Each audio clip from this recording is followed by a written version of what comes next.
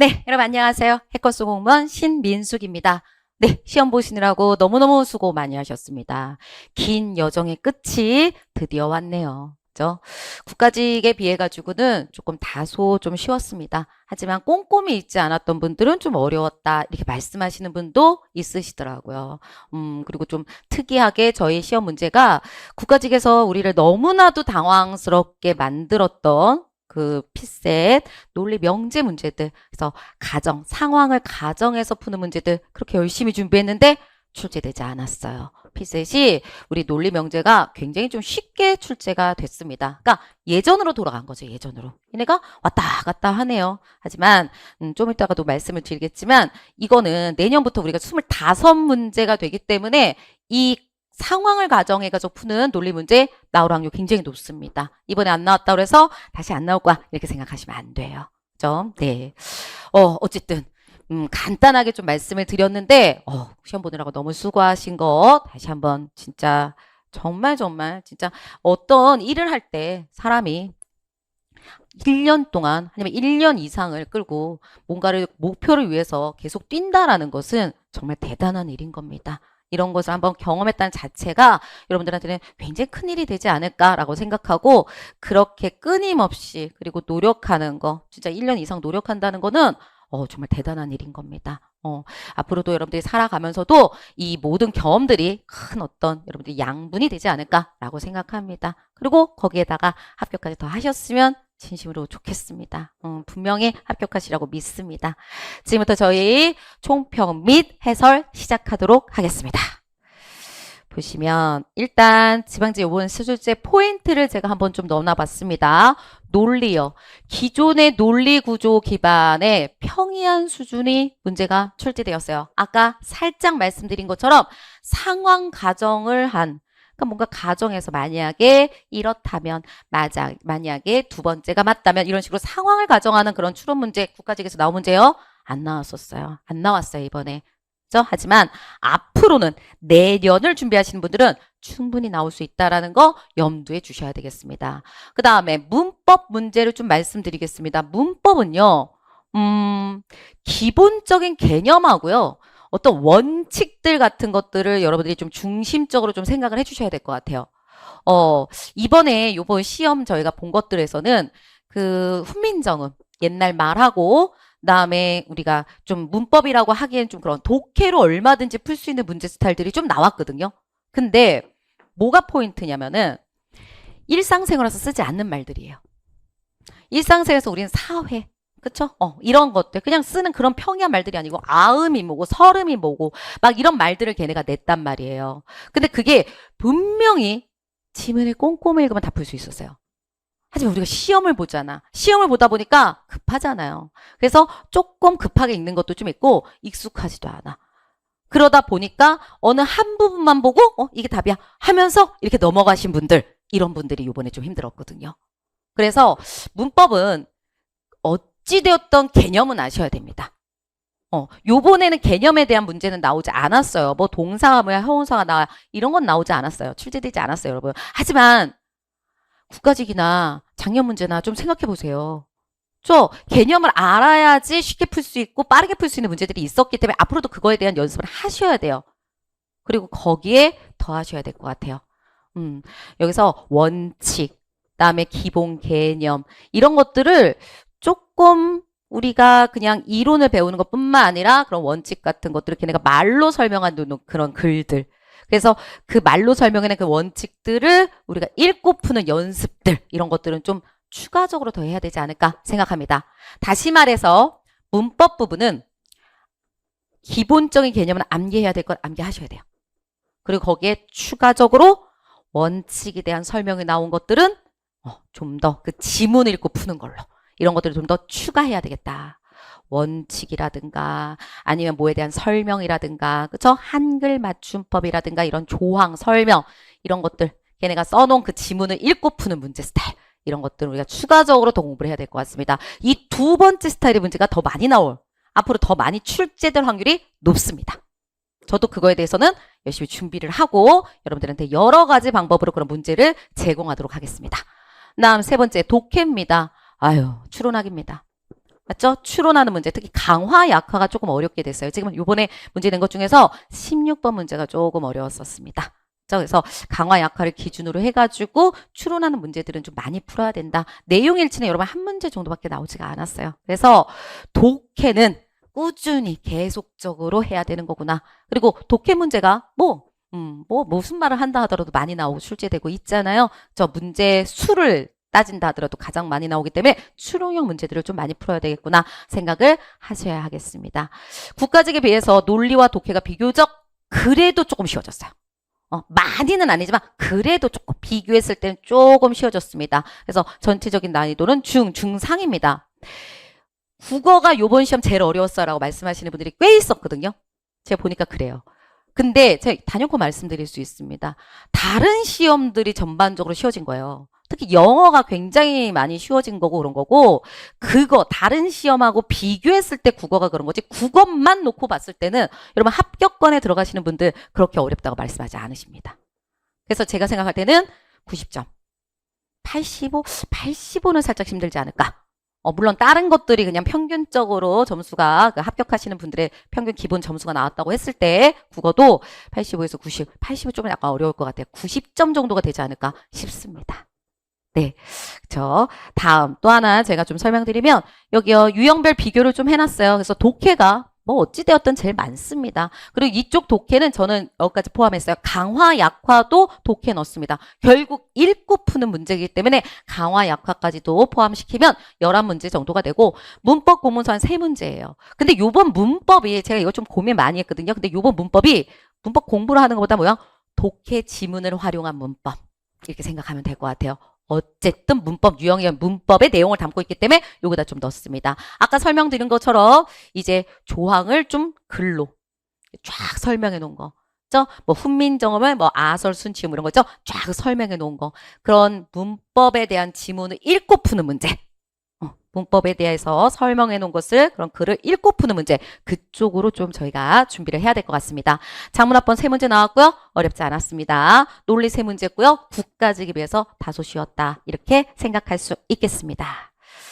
다음 뭐 여기는 작년 지방직하고 비교를 했는데 뭐 작년 지방직하고도 뭐 그렇게 큰 차이는 없다. 그럼 보시면 독해가 항상 많다. 그다음에 논리 3문제 이렇게 되고 내년에 25문제인데 그러면 선생님 어떻게 될 것 같아요? 그러면 전 독해 지문에 어휘를 넣을 것 같아요. 독해 지문을 새롭게 5문제 다 독해가 5지문이나 더 나오고 그렇게 하지 않고 독해의 한 지문 기존에 나왔던 거에 우리가 독해만 나오고 뭐 추론하기만 나오고 끝인데 추론하기에다가 어휘 그러니까 하나의 그 독해 지문 놔두고 2문제 이런 식으로 여기가 많아질 것 같아요. 어휘 문제가 좀 많아질 것 같고 그다음에 논리 문제 정도가 1문제 정도 추가되고 작문화법이 1문제 정도 더 추가되지 않을까 이렇게 생각합니다. 그래서 최종적으로는 전 지문은 그렇게 늘지 않을 것 같아요. 어휘가 강화되고 그다음에 논리가 1문제 정도 나올 것이다. 그래서 어휘에 대한 대비도 해야 된다라고 생각하고 있습니다. 네, 그러면 본격적으로 우리가 한번 해설 강의 들어가 보도록 하겠습니다. 1번입니다.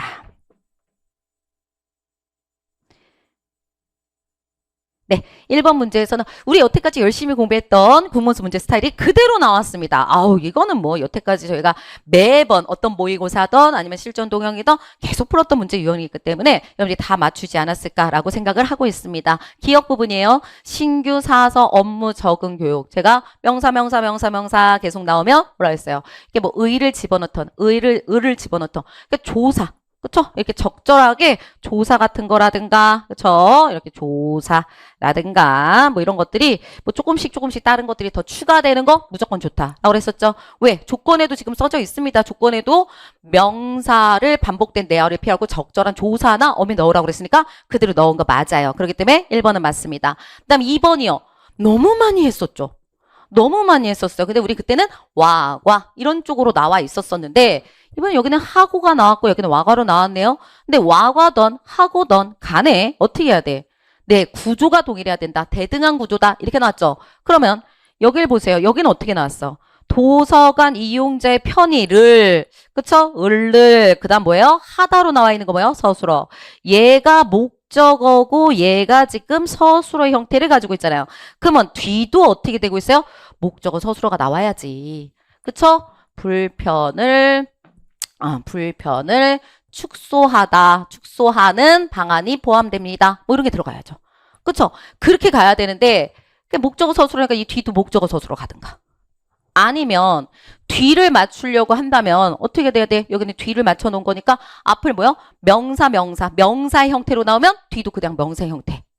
그쵸? 이렇게 가시면 된다고 그랬죠. 그래서 만약에 이거는 두 가지 우리 이렇게 볼 수 있어요. 뒤를 어떻게 맞출 수 있어? 불편, 그쵸? 불편을 축소하는 요런 식으로 고쳐놓으면은 을르서술어가 되니까 될 수 있어요, 이게. 근데 여기는 그렇지가 않죠. 그러면 또 다른 걸로 볼게요. 그랬더니 또 아까 그래서 어떻게 다 할 수 있다고 말씀드렸었어요? 네, 명사들로 우리가 또 할 수도 있다고 그랬죠. 그러면 얘는 지금 명사로 나온 거니까 보시면 어떻게 나와 있어? 도서관, 이용자, 의가 들어가도 상관없어요. 이런 것들은 그다음 편의, 확대 다 명사잖아. 을르서술어가 아니죠. 그런데 여기 뒤에 또 을르서술어야. 안 되지. 명사로 다 나왔으면 여기 명사로 가야죠. 와가가 나왔을 땐 명사니까 명사로 가야죠. 그래서 뭐 불편의 축소 그대로 위에 걸 그대로 놔둬야죠. 불편의 축소 요거 빠지고 그쵸? 이렇게 가셔야 돼요. 그러니까 얘는 을르서술어 하고 여기는 의명사 이렇게 해놓고 또 얘는 여기서는 또 뭐라고 그랬어? 여기 을르서술어 앞에 붙여놓고서는 여기는 명사로 다 만들어 놓고 이쪽에서는 을르서술어 만들어 놨으니까 안 맞다. 대등하지가 않다. 그래서 얘는 틀린 것이다 라고 하는 겁니다. 만약에 얘가 맞는 걸로 고친다고 한다면 여기 어떻게 돼야 되겠어요? 불편의 축소 그대로 있어야 됩니다. 불편의 축소 이렇게 그대로 들어가셔야 됩니다. 그렇기 때문에 얘는 틀렸다. 답은 2번 되겠습니다. 그 다음에 3번은 교육은 분기별로 계획되어 있으며 이중피도 여러 번 했었어요. 그쵸? 계획되다라고 하는 게 있는 거죠. 계획되다라는 거에다가 어지가 들어가고 여기 어가 들어가 있어요. 그쵸? 그래서 얘는 어떻게 돼? 요거 되다가 있는 거 요것도 피동이잖아요. 그 다음에 어지도 피동이잖아요. 그쵸? 그래서 제가 굉장히 많이 얘기를 했었어요. 뭐라냐면 예상되어집니다. 예상되어지다. 이런 형태가 나오면 틀린다 라고 말씀을 드렸었습니다. 그쵸? 그래서 여기는 어떻게 되는 거예요? 지금 요거 빼버려야죠. 요거 앞에 거 빼든가 뒤에 거 빼든가 해야 되는데 요런 형태에서는 어지를 무조건 빼라. 어지 빼니까 맞잖아요. 맞죠? 이중피동 없앤 겁니다. 다음, 니을 갑니다. 제출 기한은 엄수하기 바랍니다. 여러분, 여기서 엄수하다라는 말 안에 이거 해설을 이렇게 찾으면 어김없이 지키다요. 그러니까 어김없이 지킨다는 것은 무슨 말이야? 반드시 지키다라는 뜻이 있을 겁니다. 그래서 반드시인데 여기 앞에 또 반드시가 있잖아. 그러니까 뭐 한다? 이중이잖아. 두 번을 썼잖아요. 그러니까 없애버리고. 그래서 엄수하다. 요것만 넣는 게 맞다. 네, 답은 2번 되겠습니다. 다음에 2번 갈게요. 순서 문제 나왔어요. 괜찮았죠? 많이 괜찮았던 문제 스타일입니다. 다하고 라를 가겠습니다. 다 라를 다든 라든 먼저 골라야 되는 거죠. 그랬더니 근대식의 책 읽기는 책의 내용을 입으로 외워서 연기하듯이 말하거나 반복적으로 암송하는 방식에서 눈으로 꼼꼼하게 단어를 읽으며 문장의미를 파헤쳐가는 방식, 즉 정독으로 이행해 갔다. 암송하는 거, 반복적으로 암송하는 거에서 정독으로 갔다? 이렇게 얘기 나오고 있어요. 오케이. 네, 여기는요. 훈련을 통해 정독에 익숙해진 사람들은 아무것도 없어. 훈련을 통해 정독에 익숙해진 사람들 글 읽는 속도가 빨라지면 여러분. 얘가 지금 뭐를 얘기하고 있어요? 글 읽기랑 관련된 얘기를 하고 있는 것 같죠? 근데 훈련을 통해 정독에 익숙해졌다. 이게 커요? 아니면 근대 책 읽기는 여기서 여기로 갔어. 라고 하는 게 훨씬 더 커요. 이거지. 근데 책 읽기가 어떠한 건지를 두리뭉실하고 포괄적으로 말하는 것은 다예요. 여기는 훈련을 통해 정독에 익숙해진 사람들이었으니까 폭이 포괄하고 있는 그 내용이 훨씬 더 작아요. 저 그랬잖아요. 책 읽기는 이게 크겠어요. 훈련을 통해 정독을 하는 사람들은 이게 크겠어요. 그냥 책 읽기라고 하는 게 훨씬 더 포괄적이잖아요. 뭐가 나와야 돼? 다. 그리고 이거에 맞춰서 가보겠습니다. 우리 이제 뭐예요? 뭐 하면 돼? 그치. 따라가기 혹은 꼬리 잡기 하시면 되죠? 맨 마지막 봤더니 이걸 위해서 공간과 거기에 맞는 자세가 필요하다라고 그랬어요. 그쵸? 그러면 공간과 거기에 맞는 자세죠. 그러면은 그 다음에 이제 다를 했으니까 가 아니면 라예요. 근데 라를 봤더니 훈련을 통해 여기 훈련이란 얘기는 나오지도 않았어요. 그러니까 라가 나올 수가 없죠. 그럼 가로 가봤어. 가로 갔더니 뭐가 나와 있어요? 공간, 조용한 공간에서 부동자세로, 그쵸? 공간 나왔고, 그 다음에 자세 나왔죠? 그러니까 어떻게 돼야 돼? 요 다음에 이걸로 간다. 됐어요? 다음, 집단적으로 훈련하면 정독에 익숙해져 갔다. 훈련이 나왔네요. 그러니까 뭐야? 훈련으로 가야죠. 라가 그대로 나올 수가 있겠죠? 여기가 훈련이 있었으니까 여기 훈련으로 가게 됩니다. 라 나오고, 그리고 맨 마지막에 편집 형식이 변했다. 그리고 그 편집 형식이 변한 거에 구체적인 거 그림을 삽입할 수 있고 이런 것들이 있고 뭐 이렇게 나왔으니까 새로운 편집이 등장했다는 거, 편집과 관련된 얘기가 여기 나왔으니까 나가 맨 마지막으로 가시는 겁니다. 그래서 답은 몇 번? 1번 이렇게 가십니다. 3번 가겠습니다.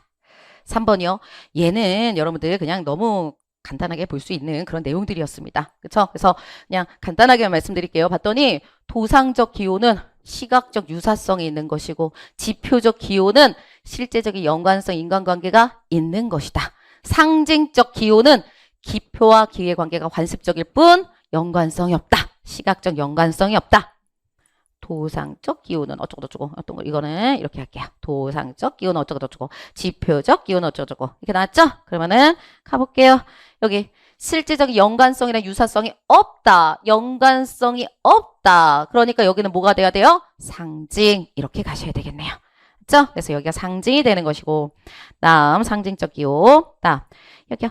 실제적인 연관성이 유사성이 없고 그 다음에 여기서는 여기 그치 이거 없는 거 가능하기 때문이다. 여기까지 간 거에 상징적인 거 됐고 다음에 한편 이모티콘이 웃는 얼굴과 닮았다. 그럼 웃는 얼굴 잡은 거니까 웃는 얼굴이 뭐야? 시각적으로 봐야 되는 거죠? 시각과 닮았다. 그럼 시각적 유사성 있는 거 뭐예요? 도상이죠. 그쵸? 그렇기 때문에 여기는 도상적인 거 할 수 있고요. 다음에 세 번째 마지막 발자국 곰이 지나갔다는 사실과 인과적 관계를 맺거다. 인과 어쩌고저쩌고 인과적 관계가 있다라고 하는 게 여기 나와 있죠? 그러니까 이거 뭐야? 지표적 이렇게 되는 겁니다.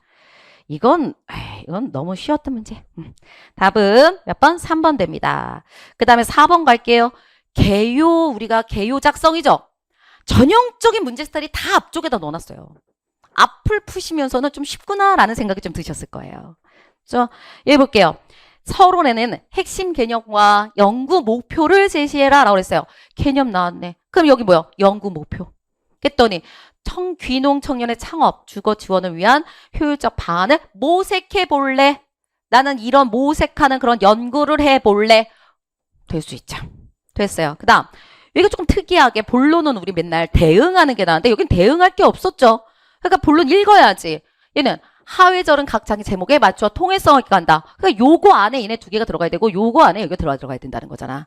그렇죠? 그래서 해봤더니 귀농 청년들의 창업 지원을 하는 거. 창업 지원을 하자. 그랬더니 스마트폰 창업. 그다음에 이런 거 보조금을 준대. 지원하는 거 맞잖아요. 그다음에 농산업 창업자와 연계한 멘토링 프로그램을 지원한다. 멘토 정해주면 40년 도움을 받을 수 있으니까 창업 지원하는 거 맞죠? 돼요. 다음 주거 지원이에요. 어디서 살 것인가? 내가 먹고 사는 곳. 초기 정착을 위해서 입주비를 지원한다. 내가 거기서 살 수 있는 거. 근데 미사용 주택지 정리를 통한 농지 확대지. 여러분 여기 농지는 주거가 아니죠.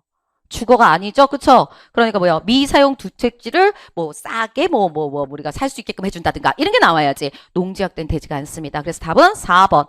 난 마지막까지 갈까요? 여기 향후과제 가주라고 그랬어요. 향후과제. 귀농 청년 지원을 위한 제도 정비하고 좀 확대할 수 있게끔 어떻게 노력해보자 뭐 이런 것들이 나올 수가 있으니까 이거는 향후 과제로 갈 수가 있습니다. 제도 정비하는 게 앞으로 필요하고 확대하는 게 앞으로 필요하다 이렇게 얘기할 수가 있잖아요. 됩니다. 답은 3번 되겠습니다. 5번 갈게요. 문맥상 어색한 곳을 수정한 내용으로 가장 적절한 것을 갖다 얘기하세요라고 나와 있습니다. 모두 꼼꼼하게 읽으셨으면 좀 쉽게 풀 수 있었습니다. 5번 갈게요. 일반적으로 물질은 분자 운동이 활발할수록 부피가 크다라고 나와 있습니다. 그쵸? 그러면은 분자 운동이 활발하다라고 하는 거 그러면은 기체는 분자 운동이 가장 활발한 거죠. 그쵸? 그리고 기체가 뭐 하고 있어? 지금 부피가 가장 크죠. 그러면 우리 어떻게 할 수 있어? 기체가 분자 활동이 가장 활발한 거니까 그리고 가장 활발한 기체가 부피가 가장 큰 거니까 기체 빼면 분자 운동이 가장 활발한 것이 부피가 가장 클 수 있죠. 기체가 이 특징 갖고 있고 기체가 이 특징 갖고 있으니까 기차 다 빼버리면은 분자 운동이 가장 활발한 것이 부피가 크다. 지금 이 파란색으로 되어 있는 걸 통해서 기억 얘기할 수 있어요. 그러니까 맞아요. 근데 잘 보셨어야 돼. 뭐가? 그러나 물은 예외다. 보이십니까? 물은 예외다라고 그랬잖아. 그러니까 위에는 내용이 아닌 거지. 액체인 물이 기체인 수증기가 되면 부피가 커지고 고체인 얼음이 되면 오히려 부피가 작아진다. 지금 이렇게 나와 있어요. 그죠? 그러면 여기를 보세요. 여기가 뭐라고 나와 있냐면 고체. 여기 위를 볼까요? 분자라고 하는 거. 여기서 부피가 어떻게 될 것이냐라고 그랬더니 여기서 뭐야? 기체가 부피가 가장 크다 그랬잖아. 그죠? 그러면은 얘가 가장 지금 뭐 부피가 크다. 그 다음에 고체는 부피가 가장 작다. 보이세요? 고체는 부피가 가장 작다. 고체는 부피가 가장 작다. 근데 여기서 뭐라 했어? 고체인 얼음이 부피가 가장 작다. 이거 지금 똑같은 얘기가 지금 나오고 있어요. 여기랑 여기랑 지금 똑같이 되고 있어요. 안 되죠. 왜? 예외를 얘기하고 있는데 여기랑 여기랑 똑같으면 어떻게 돼? 맞죠? 그러니까 여긴 작아진다가 들어갈 수가 없는 거죠. 다른 것으로 바꿔야 된다는 거야. 그러니까 이게 나오면 안 돼. 뭔가 하여가 바뀌어줘야 된다는 거야. 그쵸? 이렇게 우리가 될 수 있다. 그래서 니은은 이게 아니라 다른 걸로 바꿔야 되는 거구나. 부피가 커진다 같이 예외니까 반대인 거 이런 게 들어갈 수 있겠구나 생각하실 수 있어요. 다음 빙산이 녹으면 해수면 높이는 어떻게 될까? 빙산은 바다에 떠 있는데 빙산의 일부가 수면 위로 나와 있다. 빙산이 녹아서 생긴 물의 부피는 고체였을 때 빙산의 부피보다 약간 작다. 그다음에 수면 위로 나와 있던 빙산이 녹아서 생긴 물이 낮아진 해수만큼 채우기 때문에 여러분 다른 건 몰라도 여기 보시면 수면 위로 나와 있는 빙산이 녹아서 낮아진 해수면을 채운대요. 그렇죠? 그러니까 뭔가 채운다라는 단어를 통해 가지고 우리가 볼 수 있어요. 채우는 거죠. 그럼 뭐요? 낮아졌어. 근데 그걸 다 채워. 그럼 다시 정상으로 옛날 기존으로 돌아가는 거잖아요. 그러니까 변화가 없는 게 맞겠죠. 이건 그대로 가시는 게 맞아요. 요것들이에요. 됐고 그렇다면 여기 가서 해수면 상승을 걱정하는 이유는 무엇인가? 2번이 답인데 나머지도 체크해 보는 겁니다. 지구에 있는 대부분의 빙하는 육지에 있는데 빙하 높을 정도의 상황이라면 육지의 빙하도 녹게 된다. 육지의 빙하가 녹아서 바다로 들어가면 해수면이 상승한대요. 여기를 통해서 봐야죠. 빙하가 녹아. 그래서 바다로 가면 해수면이 상승해. 그렇죠? 그 다음에 여기요. 빙하가 녹을 정도의 기온이라면 그렇죠? 바닷물 자체도 해수면이 높아진다라고 그랬어요. 여기 앞에 있는 내용을 통해서 우리가 보는 것인데 해수면이 높아진대. 여러분 이거 줄에 안 쳐져 있잖아. 그러니까 이거는 맞는 거죠. 그대로 있어야죠. 그럼 여기 해수면이 높아진다고 그랬잖아 지금. 해수면 상승한다. 이거 해마천수이 높아진다. 그러면 여기는 해수면 상승하려면 뭐라고 된다 했어? 육지의 빙하가 녹아야 되잖아요. 그럼 여기 뭐 녹을 정도의 기온이라는 게 나와야죠. 녹아야지. 녹으면 해수면이 높아져. 녹으면 해수면이 높아져. 근데 녹지 않을 정도? 이건 아니지. 그러니까 요거 그대로 가야죠. 앞에 말을 다시 반복했다. 이렇게 보시면 되겠습니다. 그러므로 답은 몇 번? 2번 이렇게 갑니다. 6번 가겠습니다. 추론한 내용이요. 저는 이거 보고 깜짝 놀랐어요. 근데 이거를 틀리신 분들이 꽤 많더라고요. 꼼꼼하게 읽으셨으면 저만 틀리지가 않습니다, 이게. 그래서 저 이거 보고, 그냥 저는 그때 수업 시간에 뭐였냐면은, 성과 이름은 붙여요. 말은 얘기를 했는데, 이거 조금 더 말할걸. 이런 생각이 들더라고요. 성과 이름은 혼돈할 때, 우려가 있을 때는 어떻게 할 것인지. 그러니까 요런 것들, 가장 기본적으로 옛날에 띄어쓰기를 우리가 외워서 해야 되는 것들을 이제는 지문 준 거를 가지고 이제 바탕으로 하는 건데, 왔다 갔다 하죠. 이게 한 부분만 보고 알 수 없는 것도 있어요. 그러니까 위에 있는 내용과 아래에 있는 내용을 이렇게 종합해서 풀어야 되는 거 이런 것도 좀 있기 때문에 요런 것들 그러니까 옛날은 좀 외웠어야 되는데 지금 외우지 않고 풀 수 있게끔 설명되어 있는 문법들 그래서 설명한 걸 내가 해석하는 연습 이런 게 이제 문법에서는 좀 필요하지 않을까 이런 생각들을 좀 합니다. 앞으로도 이런 질문들은 제가 많이 여러분들한테 제공할 예정입니다. 그래서 한번 보도록 할게요. 보시면 성과 이름은 어떻게 그러나 나왔으니까 여기는 어떻게 해야 돼? 묶어서 성과 이름을 묶어서 부르는 성명은 하나의 고유명사이기 때문에 우리가 고유명사여서 이름을 분리하여 생각하기 어려운 면이 있다. 그쵸? 그러한 이유로 우리는 성과 이름을 붙여 쓰도록 우리는 뭐하고 있다? 규정되어 있다. 여기만 줄 쳐야 되겠다. 여기요. 성과 이름을 붙여 쓰도록 규정되어 있다. 이름과 마찬가지로 성격을 지닌 호나 자도 성에 붙여 쓴다. 호나 자도 성에 붙여 쓴다 라고 그랬었죠? 그러면 아래에 있는 걸로 한번 얘기해 볼게요. 성에 붙여 쓴다라고 했으니까 여기 아래쪽에서 뭐 했어요? 여기 김구 선생님은 호라고 나와 있죠? 백범이 호래요. 그럼 뭐야? 성에 붙였을 수 있다라고 얘기했었어요. 그러니까 얘는 어떻게 할 수 있어? 김구 선생님 만약에 얘기한다면 성에 붙였습니다. 김, 백범 이게 된다는 얘기예요. 그렇죠? 될 수 있습니다. 이런 것도 우리가 얘기할 수 있다. 그다음에 맞죠? 그다음에 맨 마지막으로도 얘기할 수 있겠네요.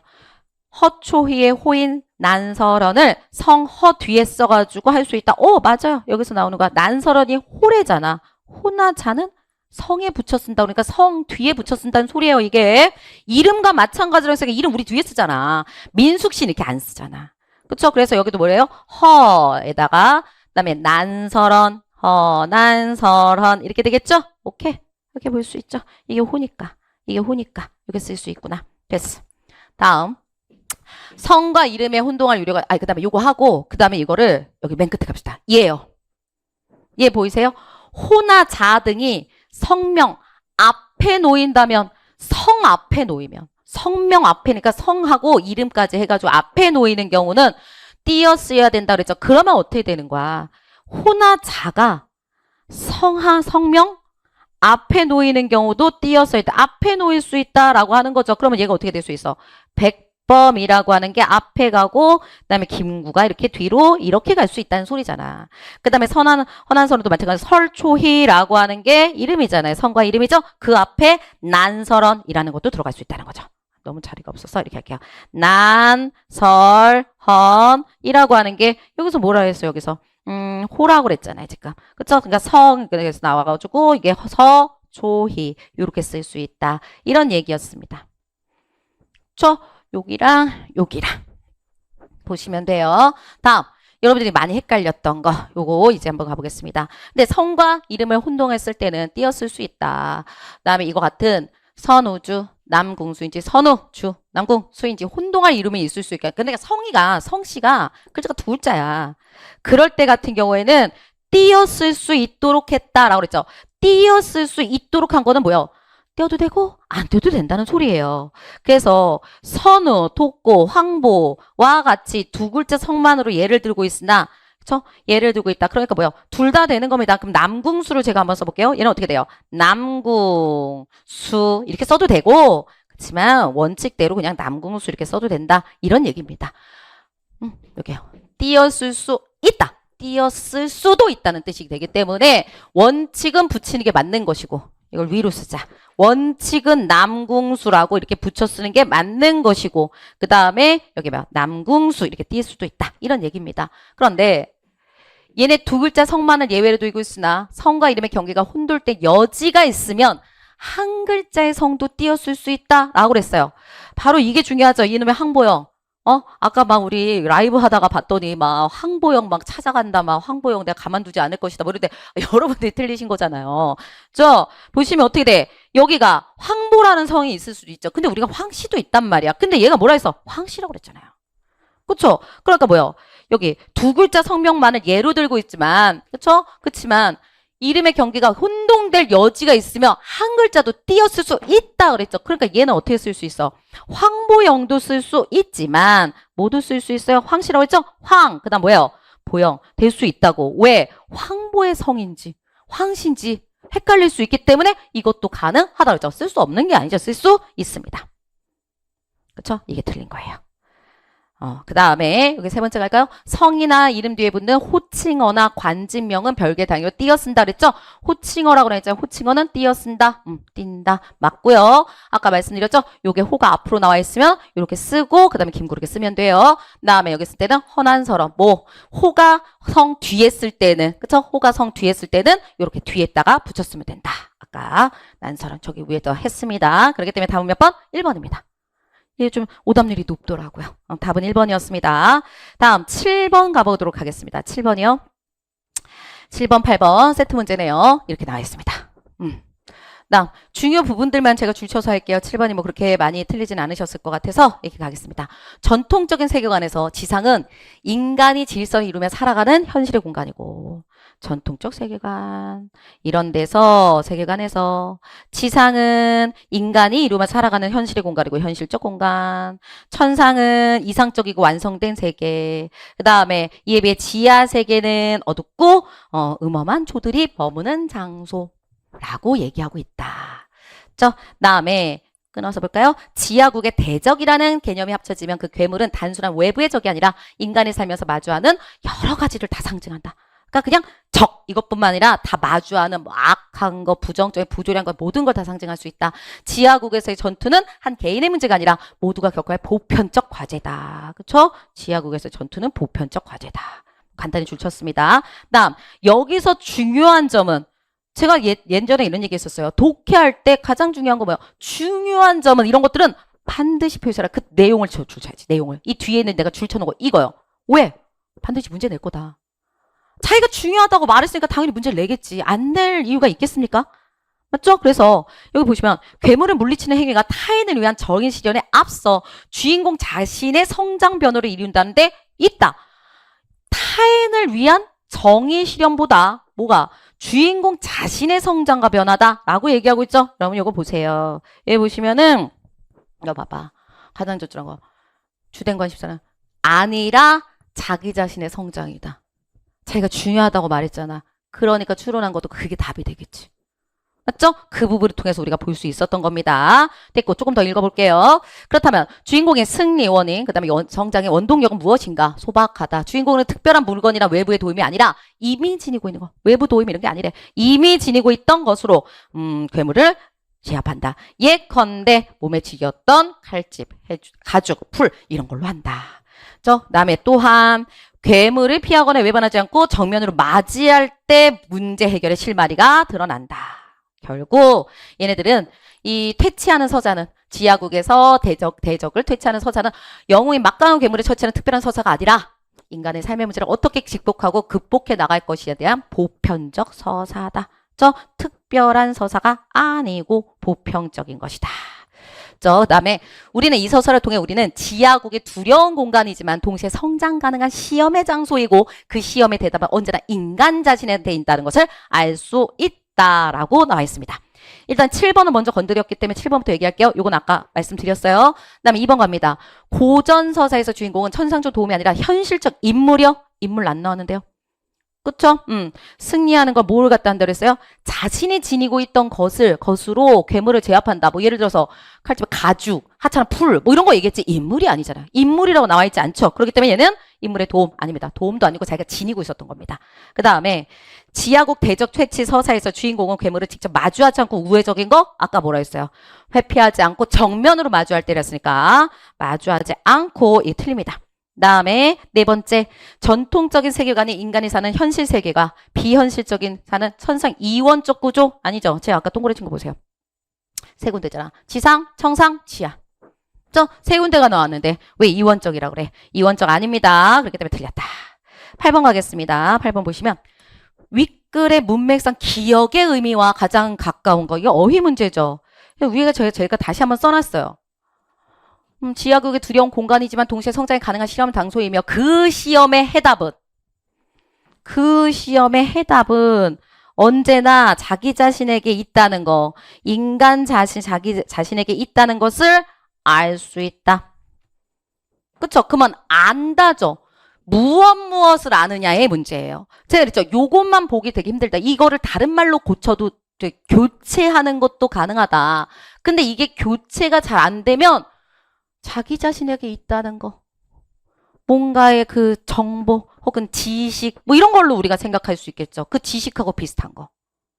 그쵸? 그러니까 이 목적어의 요 자기 자신에게 있다 요 내용과 비슷한 거를 찾으면 된다. 그것도 방법이 되고, 두 번째는 여기서 안다라는 걸 다른 말로 교체해도 된다. 이렇게 말했어요. 그러면 첫 번째가 우리가 교체해서 보는 거니까 전 이거 한번 해볼까요? 그 시험의 해답은 언제나 인간 자신에게 있다는 것을 알 수 있다. 저는 여기 깨닫다라고 고칠 수 있을 것 같아요. 깨달을 수 있다. 깨닫다. 근데 1번 봤더니 자신의 방은 자기가 알아서 청소해야 된다. 이건 뭐야? 스스로 이런 거죠? 뭐가 깨닫는 건 아니죠. 그러니까 이건 안 되겠지. 이건 안 돼. 다음 두 번째. 나는 감기에 걸려서 음식 맛을 알 수가 없다 그랬죠. 음식 맛을 느끼다. 감각을 느끼다죠. 여기 위에 느끼는 거예요? 아니지. 언제나 이것을 알 수 있다. 깨닫는다 그랬죠. 이건 느끼다잖아. 그러니까 여기는 이것도 안 되는구나. 3번. 어떤 부모는 자식을 전부로 알아. 여기 알아.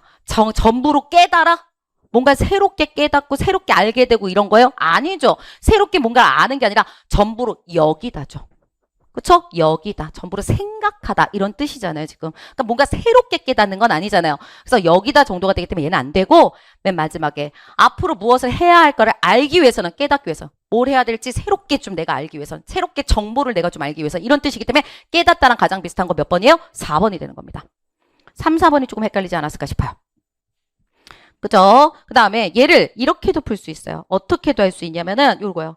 자기 자신에게 있다는 이런 어떤 정보, 자기 자신에게 있다는 어떤 정보, 자기 자신에게 있다는 어떤 지식을 알 수 있다. 정보나 지식으로 우리 갈 수 있어요. 그러면 여기가 자기가 알아서니까 이거는 그냥 스스로잖아. 스스로의 의미이기 때문에 정보나 지식. 자기가 알아서의 알아서는 아닌 거 아시죠? 정보나 지식이 아니죠. 그다음에 음식 맛이라고 하는 건 정보나 지식이 아니라 뭐예요? 감각이잖아, 이거는. 음식 맛, 미각이잖아, 미각. 그죠? 음식 맛을, 이거는 미각적인 거죠, 미각. 감각적인 거. 그 다음에 자식을 전부로 안다라고 하는 것은 이거는 정보나 지식 이쪽이 아니라 전체로 생각하다. 자신을 전부로 안다는 건 전부로 생각하다. 그쵸? 자식, 여기 다시요. 여기요. 전부도 필요 없어. 여기요. 자식을 뭐뭐로 생각하다. 이런 뜻이 되는 거죠? 그러니까 자식이잖아. 여기는 정보나 지식인데, 을을 나온 게 정보나 지식인데, 여기는 자식이잖아. 자식을 이렇게 생각한다. 자식이고 이거는 내 아이들이고 여긴 정보단 지식이니까 아니라고요. 그 다음에 앞으로 무엇을 해야 될 것인가 라고 하는 요러한 정보, 요러한 지식을 알기 위해서는 요렇게도 갈 수 있어요. 그죠? 근데 저는 두 번째보다는 첫 번째 걸로 조금 더 여러분들이 보시는 게 더 편하지 않았을까 싶습니다. 그래서 깨닫다, 스스로, 얘는 느끼다, 얘는 여기다, 그렇게 생각하다. 그 다음에 여기는 뭐요? 이것을 깨닫다. 그러니까 답은 몇 번? 4번. 9번 가겠습니다. 9번을 보시면은 9번, 10번 얘도 세트 문제로 지금 나오고 있습니다. 그러면 쭉 가서 감정을 느낀다는 것은 외부 사건에 대한 인간의 생리적인 반응이라고 여기 왔어. 생리적인 반응이 여기 왔어. 이에 대한 새로운 관점이 등장했다. 나타났다. 할 수 있어요. 나타났다. 생리적 반응에 대한 우리의 주관적 해석이 감정을 느끼는데 결정적인 영향을 미친다고 보는 것이다. 생리적 반응은 뭐였어? 우리의 주관적 해석이 감정을 느끼는데 결정적인 역할을 본다고 보는 이런 새로운 관점이 나타났대요. 이에 따르면 동일한 현상을 어떻게 인식하고 명명하는지에 따라서 각기 다른 감정을 경험하게 된다. 어떻게 인식하고 명명하는지에 따라 다른 감격을 이거에 따라 다른 감정을 느낄 수가 있다. 오케이. 예컨대. 그죠? 예컨대 이렇게 나왔어요. 빠른 속도로 움직이는 놀이기구를 타는 상황에서 대부분 사람들은 두근거리고 숨이 가빠지고 신체적 변화가 지각한다. 그러나 사람마다 다를 수 있다. 예를 통해 가지고 위의 내용을 우리가 잘 생각하시면 되겠죠. 예 부분은 여러분 굉장히 중요한 부분은 아니지만 위의 내용을 파악하는데 굉장히 큰 정보가 된다. 다르게 생각해. 어떤 사람 놀이기구의 움직임이 자신의 안정을 위협한다고 생각하는 반면 다른 사람 자신을 신나고 재밌게 해준다고 생각할 수 있다. 이렇게 다르게 해석한 후 전자는 이를 두려움이라는 감정으로 두려움, 후자는 이를 즐거움이라는 감정으로 명명한다. 이름 짓는다. 되고요. 그러니까 같은 현상을 경험하더라도 두려움이란 감정을 재미로 해석하면은 즐거움이란 감정을 느끼게 된다. 그렇죠? 여기다 좀 씁시다. 같은 현상을 경험하더라도 위험으로 해석하면 두려움. 이렇게 해석하면 이거를 느낀 것이다. 그럼 뭐예요? 경험을 똑같은 걸 해도 해석에 따라 뭐가 달라질 수 있어요? 그렇죠? 뭐예요? 감정을 갖다가 우리가 느낄 수 있다. 해석에 따라 감정을 다르게 느낄 수 있다. 감정이라고 하는 것을 다르게 우리가 느끼는 것이다. 이렇게 해석하면 여기서 위험으로 해석하면 이 감정을 느끼게 되는 것이고 그다음에 재미라는 걸로 해석하면은 즐거움이란 감정 느낀다. 해석에 따라 감정이 다르게 느껴진다라는 거겠죠. 이 관점에 따르면 그렇게 나왔네요. 외부 사건에 따라서 수동적으로 얻어지는 것이 아니라 외부 사건에 대한 해석과 명명을 통해서 능동적으로 구성되는 것이다. 즉 같은 상황에서도 그 순간 우리가 부여하는 깨닫는 그 순간 우리가 부여하는 의미에 따라 우리가 거기를 해석하는 의미에 따라 혹은 거기에 우리가 주는 의미에 따라 이거죠. 깨닫는 게 아니죠. 부여하다는 거기다 주다잖아. 줄 붙자잖아요. 주다, 해석하다 이런 뜻으로 가야죠. 깨닫다는 아니야. 깨닫다는 건 새로운 걸 알게 되는 거잖아요. 그렇죠? 그래서 우리가 어떠한 의미를 주느냐에 따라 이런 거죠. 깨닫는 게 아니라 어떤 의미를 주느냐에 따라서 경험하는 감정은 달라진다. 이러한 관점에서 감정은 고정된 것이 아니라 가변적이다. 바뀔 수 있다. 맞죠? 답 3번이에요. 10번의 답은 3번. 다음. 봤어. 중심 내용이야. 근데 제가 일부러 말을 안 하고 여태까지 왔어요. 뭐예요? 지문부터 무조건 덤벼들지 말아라. 제가 되게 많이 말했었는데. 그냥 지문만 무조건 하지 말고 문제를 좀 읽으세요. 문제를 읽으시면은 뭐를 봐야 될지가 훨씬 더 잘 보여. 계속 말씀을 드렸었어요. 결국 대충은 봐야 돼. 왜? 10번 때문에 그 문단에 그 문장들 얘네가 들어가 있는 문장들은 보긴 보셨어야 돼요. 맞아요. 그건 맞습니다. 하지만 제가 지금 읽은 것처럼 이렇게까지 세세하게 읽을 필요가 있나요? 없었어. 왜? 중심 내용이잖아. 중심 내용 어떻게 보라고요? 가장 중요한 거 위치로 보면 된다. 그러면 어떻게 보면 되는 거야? 맨 위에 거 봤더니 감정을 느낀다라는 것은 새로운 관점에 도달했어.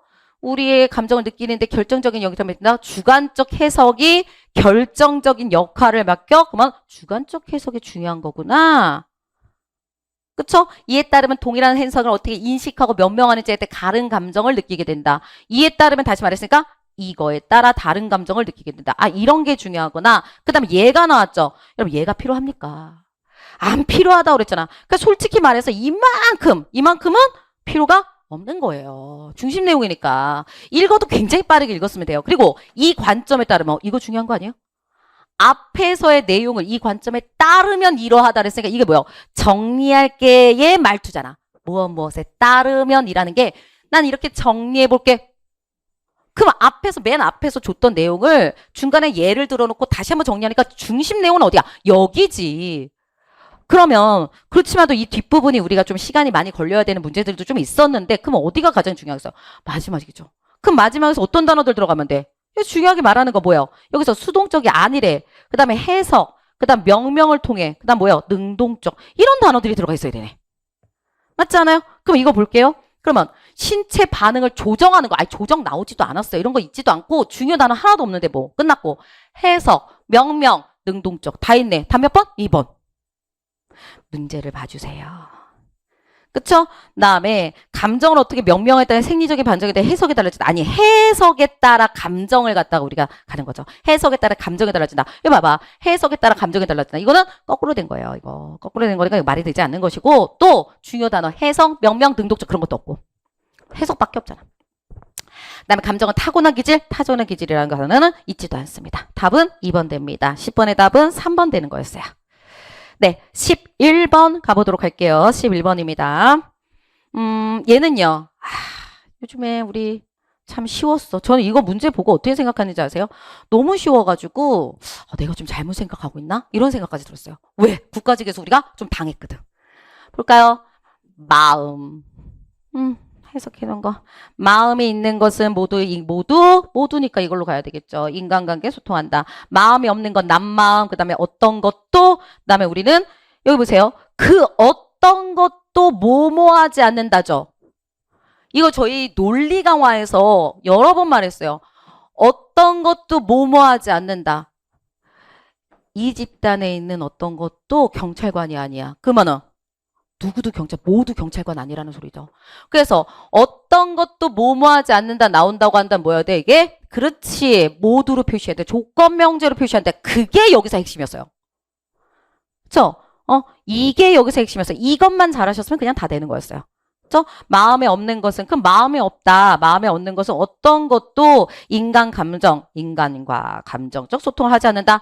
인간하고 감정적 소통을 하지 않는다. 하지 않아. 어떤 것도 하지 않으니까 뭐라고 그랬어요? 모두로 이렇게 가셔야 된다. 요것만 잘하시면 돼요. 그 다음에 똑같아요. 또 모두 도구적 지위를 갖지만 그리고 이것도 얘기했는데 지만 이거는 하지만 이런 뜻이잖아요. 여러분. 이건 어떻게 하라고 했어요? 그러나 이런 거죠. 그러니까 뭐야? 각각이라고 그랬죠. 이거 하나 나오고 요거 하나 나오고 두 가지 있어요. 그리고랑 똑같다고 그랬잖아. 그쵸? 그러니까 마음에 있는 것은 모두 인간과 감정 소통을 한다. 끝.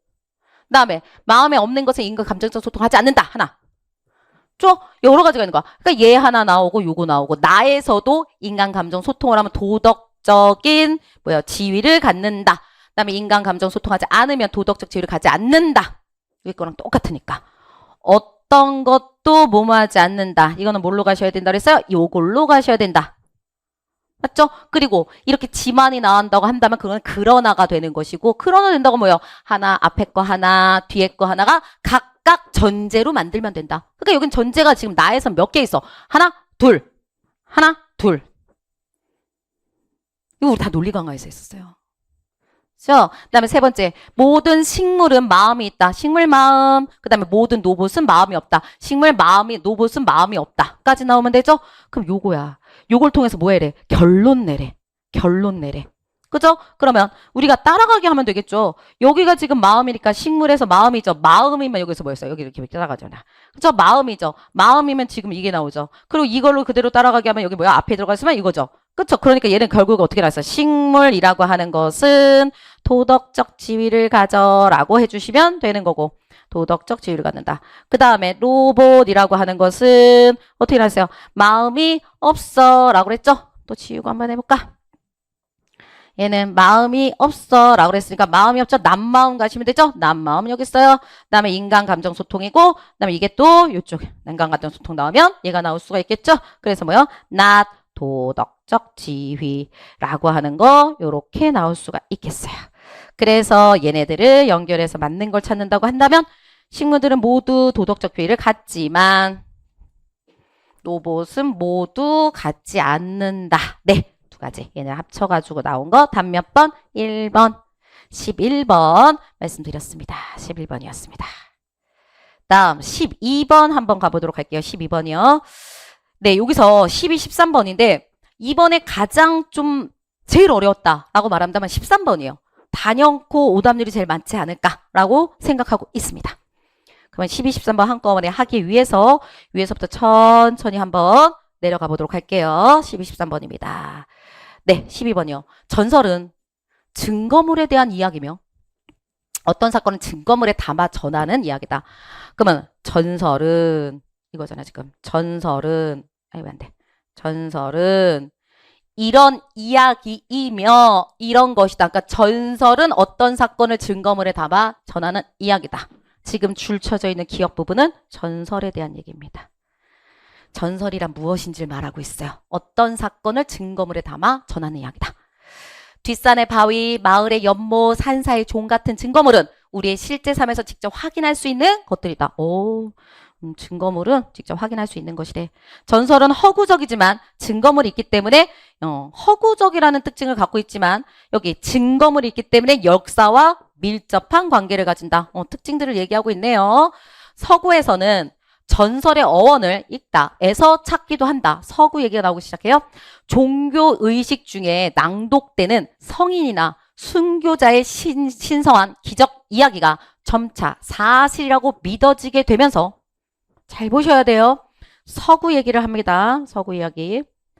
점차 사실이라고 믿어지게 되면서 특정한 때와 장소 주인공이 구체적으로 설명하는 이야기로 변하였다. 그럼 보세요.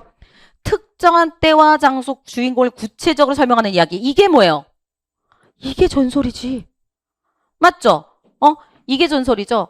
특정한 때, 장소, 주인공 이렇게 나왔잖아요. 지금 여기서. 이것들이 특정한 어떤 부분들, 특정한 어떤 여기 뒷살의 마을, 연못, 찬사의 종 같은 증거물. 이 특정한 때가 딱 나온다고 한다면 이게 바로 뭐가 되는 거예요? 여기서 증거물 같은 것들이 될 수 있는 거죠. 그렇죠? 구체적인 이야기로 설명된다. 만약 이게 안 된다면 좀 놔두고 여기서 그냥 요것만 해. 특정한 때와 주인공을 설명하는 이야기로 변하였다. 그리고 아래 더 봐. 더 보면 나와. 신성한 이야기에서 종교의식 중에 나타나는 성이나 순교자의 신성한 기적 이야기. 기적자 빼면 신성한 이야기. 맞죠? 그러면 신성한 이야기에서 역사적 이야기로 질적 전환을 도모하는 과정에서 봐요. 신성한 기적 이야기. 요거 우리 빼고 갑시다. 그러면 신성한 이야기. 요렇게. 그쵸? 역사적 이야기로 질적 전환을 도모하는 과정에서 산출된 이야기 양식이 전설이다. 이렇게 얘기하고 있는 거죠. 맞죠? 그러면 이 신성한 이야기에서 역사적 이야기로 가는 과정, 전환을 하는 과정에서 만들어진 게 전설이란 거잖아. 여기서 여기로 가는 과정, 요 안에 어떤 과정에서 만들어진 게 전설인 거잖아요, 여러분. 그러면 지금 니은 불쳐져 있는 부분은 이거 뭐야? 신성한 이야기잖아. 근데 전설은 뭐래? 이렇게 얘기했잖아. 여기와 여기 이야기, 도모되는 과정에서 요 안 어딘가에 있다는 얘기 아닙니까? 맞죠? 여기서 여기로 전환을 하는 과정에서 산출된 이야기. 여기서 여기로 가는 여기잖아. 근데 얘는 이 줄쳐져 있는 니은은 뭐야? 신성한 이야기잖아. 그러니까 얘는 전설이 아니죠. 전설 이전이지. 그죠? 그러니까 얘는 전설이 될 수가 없다는 얘기예요.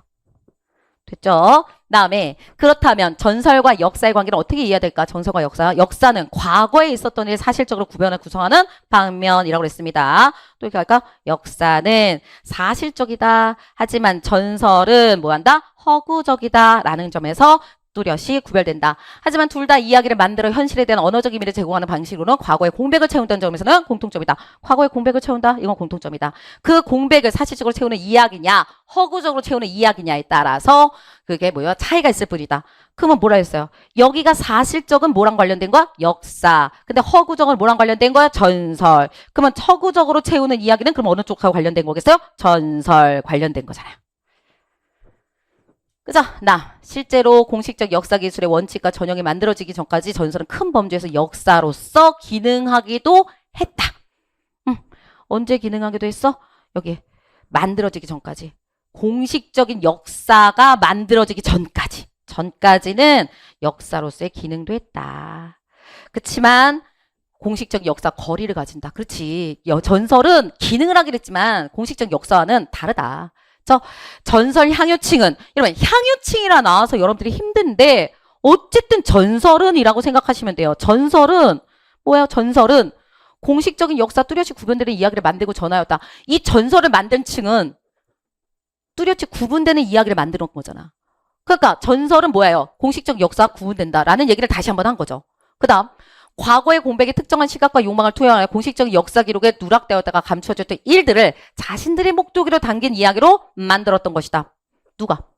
전설 향유층이. 자신들의 목소리에 담긴 이야기를 만들었다. 전설 향유층이 이걸 만들었어. 여기 이렇게 합시다. 전설 향유층이 자신들의 목소리가 담긴 거. 왜? 공식적인 역사 기록에서 누락되거나 그러니까 공식적인 거에 들어가지 못하는 것을 자기들의 목소리로 만든 거죠. 그러면 전설 향유층이 이걸 만든 거죠. 자신들의 목소리를. 그럼 향유층이 뭘 만들었겠어?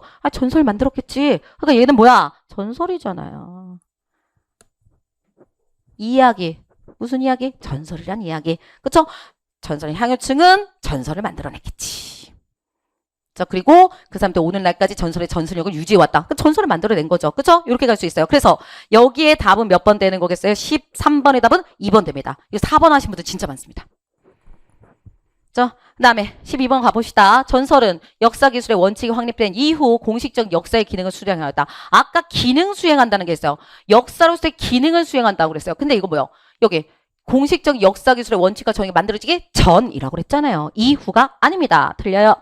다음 역사적인 이야기는 신성한 이야기에서 전설로 질적 전환이 일어나는 과정에서 산출된다. 오, 아까 했어요. 여기야. 여기. 신성한 이야기에서 역사적 이야기로 질적 전환이 도모하는 과정에서 전설이라는 게 나타난다. 거기서 산출된 것이다. 라고 그랬으니까 여기서는 이런 이야기에서 나온 것이다. 라고 말할 수가 있습니다. 그쵸? 그러면 역사적 이야기가 아니라 이건 뭐예요? 전설이. 그쵸? 전설이라고 했잖아요. 자, 요 부분. 여기서 질적 전환 도망가는 과정에서 만들어진 게 전설이다. 그랬으니까 전설 이렇게 가야 되죠. 역사적 이야기가 아니라. 다음 과거에 있었던 일을 어떻게 구성하냐에 따라서 전설이 되기도 하고 역사가 되기도 한다. 네. 여기는 어디 있어? 여기 요거 이렇게 갈까요? 역사는 과거에 있던 일 사실적으로 구성하고 전설은 허구적으로 구성하고 그거에 따라 전설과 그러니까 어떻게 구성해? 사실적으로 구성하면 역사, 허구적으로 구성하면 전설 이랬으니까 어떻게 구성하냐에 따라서 달라진다. 맞는 얘기네요. 3번. 증거물이 사라진 후 전설 향유층은 공식적 역사 다른 방향 여러분 이건 증거물이 사라지면 안 되죠. 기본적으로 전설은 증거물이 있어야 된다 그랬잖아. 맨 위에 있잖아요. 그쵸? 증거물에 대한 이야기다. 라고 했으니까 증거물 사라지면 안 됩니다. 이거는. 그쵸? 그렇기 때문에 이건 증거물이 사라진 후 이거는 기본적으로 전제 조건 자체가 되지가 않습니다. 그래서 답은 몇 번? 3번 되겠습니다. 다음 문제 가보도록 하겠습니다. 네, 14번 가겠습니다. 다음 글에서 추론한 내용으로 적절하지 않은 것은 이렇게 나와 있어요. 이 광야라고 하는 시를 이 사람이 지금 해설을 해놨어요. 그래서 두 가지의 어떤 해석과 관련된 이야기를 좀 하고 있습니다. 그러면 어떻게 되는 거야? 두 가지 서로 다르다. 차이점에 대해서 얘기하고 있죠. 그런데 얘가 어떻게 해놨어요? 헷갈리게 해놨어요. 꼼꼼히 봐야 돼. 시간을 좀 들였어야 돼. 왜? 왔다 갔다 했어요.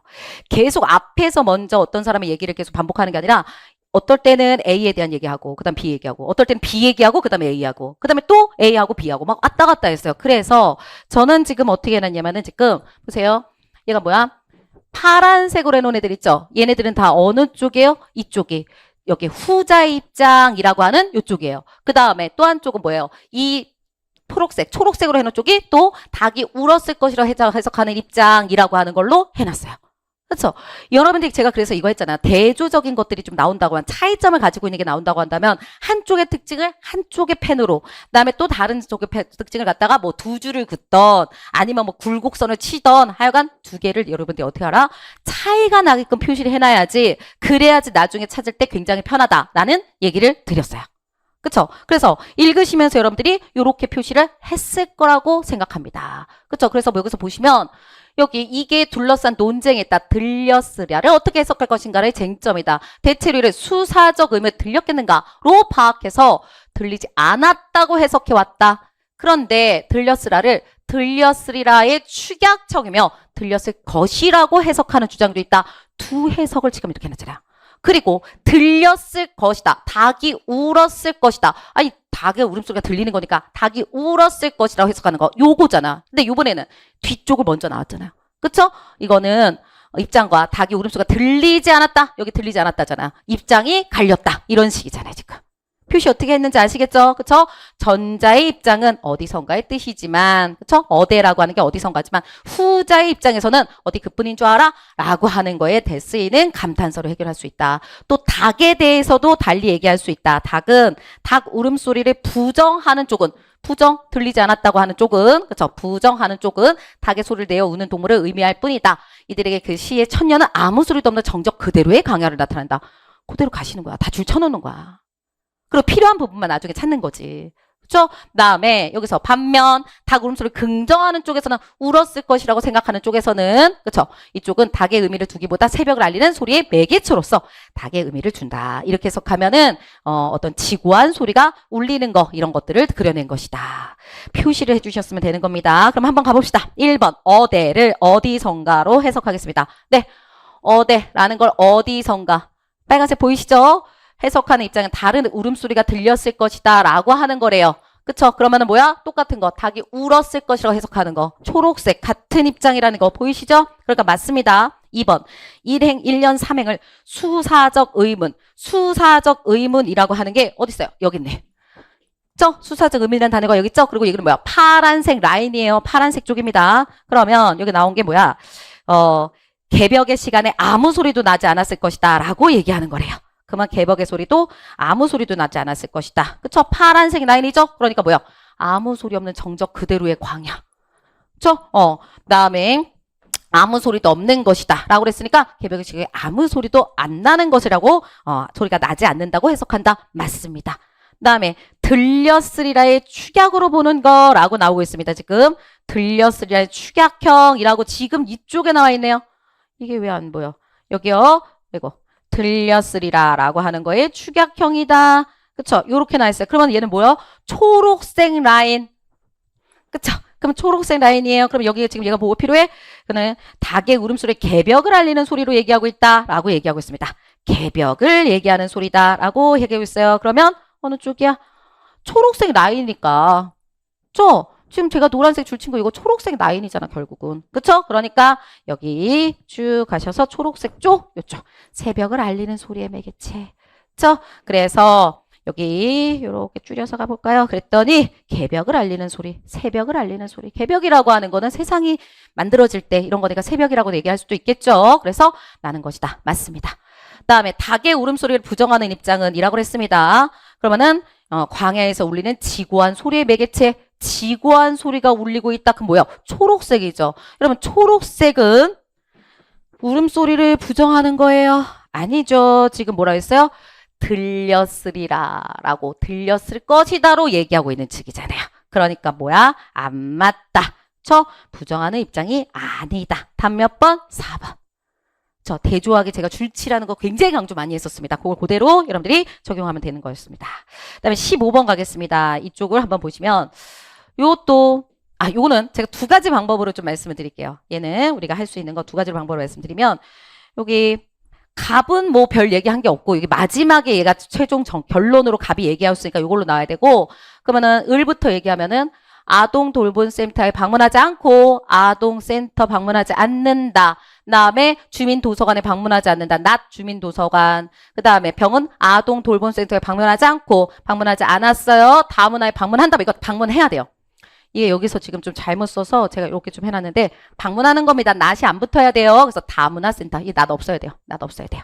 그렇죠? 그러면 전통시장에 간다라고 했고 전통시장을 방문한다. 그리고 뭔가가 필요하고 그다음 맨 마지막에 전통시장 반드시 방문한다. 이렇게 나왔죠?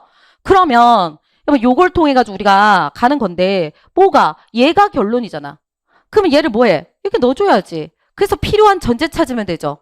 그쵸? 그러면은 전통시장에 가기 위해서 뭐가 필요해? 얘네 두 개가 필요한 거예요. 맞죠? 얘랑 얘랑 두 개가 지금 필요한 거야 지금. 여기서 우리가 볼 수 있는 거 여기까지 왔어요. 그런데 어디를 볼 수 있어? 이 위에서 을을 봤더니 얘네 확정된 거잖아. 우리가 이렇게 연연명제로 돼 있는 거는 둘 다 확정시킨다. 얘도 확정, 얘도 확정이잖아. 맞아요? 그러니까 둘 다 확정된 거니까 뭐야 하는 거야? 얘는 확정된 거라고 지금 아동센터는. 그렇죠? 그러면 우리는 뭐만 들어가면 돼? 여기서 필요한 것은? 그치. 다문화센터라는 게 여기서 꼭 들어가 있는 그런 선지를 고르면 되죠. 제가 두 가지 방식으로 말씀드린다고 했어요. 그쵸? 다문화센터라고 하는 게 정해서 얘를 확정을 딱 시켜주면 요거 한 부분 요것만 들어가면 어쨌든 다문화센터라는 얘기가 들어가기만 한다면 나머지가 다 되잖아. 얘랑 되고 전통 이렇게 가는 거잖아. 맞죠? 그래서 다문화센터가 들어가야 돼. 그래서 보세요. 두 가지 방식이에요. 하나는 전통시장에 방문한다면 주민도서관에 방문해야 돼. 우린 다문화센터가 나와야 된다니까 지금 이게 아니라고요. 그 다음에 두 번째는 아동돌봄센터에 방문한다면 다문화센터에 방문한다. 여러분 다문화센터에 방문하는데 아동돌봄센터에 방문한다면이라는 조건이 붙고 있어요. 조건이 필요가 없어요. 그렇죠? 그리고 아동센터는 방문하지 않는다라고 우리가 딱 나왔는데 이 조건이 왜 들어가? 아니죠. 그리고 이거 하기 위해서 이게 필요하다. 아니요. 우리 무조건 얘가 그냥 나와야 돼. 어떤 조건도 없이. 그렇죠? 그렇기 때문에 2번도 될 수가 없어요. 그 다음에 3번 볼게요. 둘 중에 적어도 한 문을 방문해야 된다 그랬죠. 그러면 다문화센터가 하나가 방문해야 되거나 아니면 주민도서관이거나 이렇게 되고 있는 거죠. 오케이. 그러면 봤더니 주민도서관 여기 뭐 봐. 여기 봐봐. 이거 낫이라고 나왔잖아. 그러면 여기 뭐가 될 수 있어? 한쪽이 낫이면 다른 쪽은 오다. 한쪽이 낫으로 결정되면 다른 쪽은 오다. 한쪽이 낫으로 결정됐잖아. 그러니까 다른 쪽이 오니까 다문화센터. 될 수 있겠죠? 다음 몇 번? 3번. 다음 4번도 갈게요. 다문화센터는 방문하면서 그다음에 아동돌봄센터는 방문하지 않는 일이 없어야 됩니다. 일은 없어야 됩니다. 이랬는데 여러분 이거 하신 분들도 있으면 얘 볼게요. 얘를 우리가 만약에 기화를 시키면 이거죠. 다문화센터 방문하면서 하고 이런 뜻이니까. 그다음에 완봉센터 방문하지 않는 일. 제가 말했죠. 이만큼 않는 일. 관영절이 앞에 있으면서 그걸 받는 이런 일은 없어야 된다. 그쵸? 관영절의 일은 없어야 된다. 그럼 여기 가로친다고 우리 관영절 이렇게 가로쳤잖아. 이 가로친 거에 낫이 들어가야 돼. 그러니까 여기는 이렇게 되죠. 그리고 이거를 드모르간으로 우리가 벗겨내면 여기가 어떻게 되는 것이야 지금? not 왜 이래? not이라고 하는 거죠. 지금 not 다문화센터. 그리고 거꾸로 그다음에 not이니까 아동돌봄센터 이렇게 나와야 되잖아 지금. 근데 우리 뭐 필요해? 다문화센터 필요하죠? not이 아니라고요 지금. 그쵸? 그리고 여기는 돌봄센터. 우리가 뭐라 했어? 이거는 안 간다 그랬죠? 그럼 봐봐. 얘는 확정된 거잖아 지금 여기가. 얘는 지금 여기서 얘는 X로 확정됐죠? 그럼 여기가 뭐야 돼? O가 돼야 돼. 그럼 얘가 X로 확정되면 얘가 O가 되면은 다문화센터? 안 간다고 확정되는 거잖아. 그러니까 안 되는 거죠? 그래서 4번 안 돼요. 근데 전 이 방법 별로 추천하지 않습니다. 저랑 공부하셨던 분들은 다 이렇게 풀지 않았을까라는 생각을 합니다. 뭐요? 조그만 머리를 굴리면 돼요. 어떻게 하냐면 예, 보세요. 여기 이렇게 나와 있어요. 저랑 했던 분들 다 아실 겁니다. 요 꽃같아. 이렇게 가요. 얘가 나오기 위해서 뭐가 필요해? 이게 나와야 해. 다시요.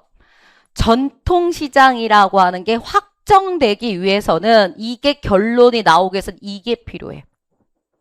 맞죠? 얘가 결론으로 얘가 확정되면 얘가 확정되는 거잖아. 얘가 필요해. 이게 확정돼야 돼. 전제가 있어. 근데 얘가 확정돼. 다시요. 무슨 얘기예요? 여기서 말하는 건 이거예요. 낮 아동센터.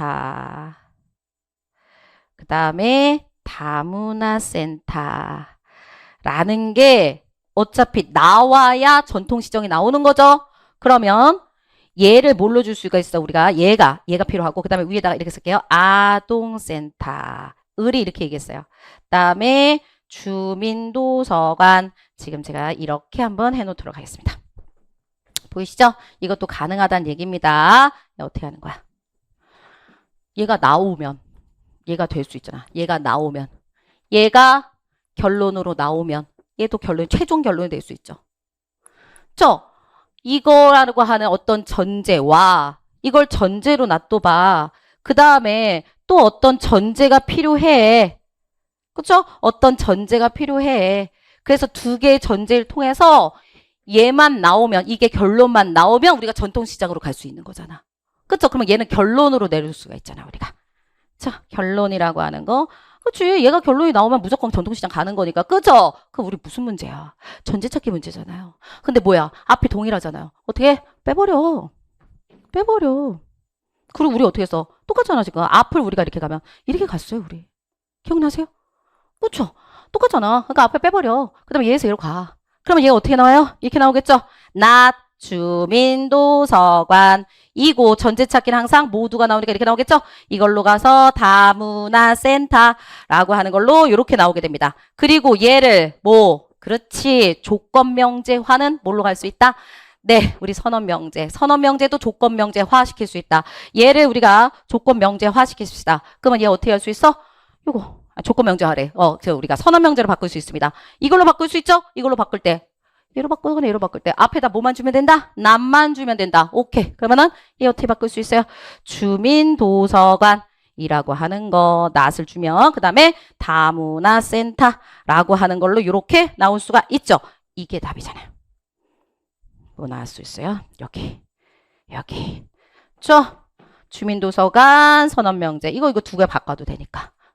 주민도서관 다문화센터. 이거를 우리가 뭐 하면 기호화 시킨다고 한다면 다문화센터라고 하는 거 하나. 그다음에 주민도서관 이렇게 나오잖아요. 맞죠? 그래서 요거랑 비교해보세요. 똑같은 거잖아요. 교환법칙에 의해서. 그래서 답 몇 번? 3번. 아마 이렇게 하지 않았을까라고 저는 생각합니다. 앞에보다 이게 훨씬 쉽습니다. 맞죠? 네, 답은 3번 됩니다. 어떤 문제든지 푸시면 됩니다. 16번이요. 여러분 16번을 조금 힘들어 하시는 분들이 꽤 계셨습니다. 16번 한번 볼게요. 쭉 가서 여기 용하고 관련된 얘기가 나왔는데 용의 존재 여부가 우리의 감각이나 근거에 근거한 확실한 사실이 아니며 용의 존재 여부를 입증할 논증도 없기 때문에 용이 존재한다는 믿는 것은 비합리적이라고 생각한대요. 뭐는 좀 보시면 아시겠지만 흔히 사람들이 생각하는 상식은. 그래서 이를 통해서 우리가 볼 때 세 가지 조건. 뭔가를 믿는 행위가 합리적이라는 것은 그러니까 합리적이다. 뭔가를 믿는 게 합리적이기 위해서는 셋 중 하나 이상을 충족해야 된다. 그러니까 뭐가 필요해? 여기서 보면은 감각의 근거에 확실한 사실, 감각에 근거하거나 아니면 의식에 근거하거나 아니면 입증할 수 있거나 셋 중에 하나가 있어야지만 합리적이다라고 말하는 게 상식이었다고요. 셋 중에 하나는 가지고 있어야지만 합리적이야. 이게 상식이었다고 얘기하는 거야. 근데 용은 이 셋 중에 아무것도 없기 때문에 얘는 비합리적이다. 이렇게 생각한다는 거예요. 그런데 하지만이 나왔어요. 어우 중요하네.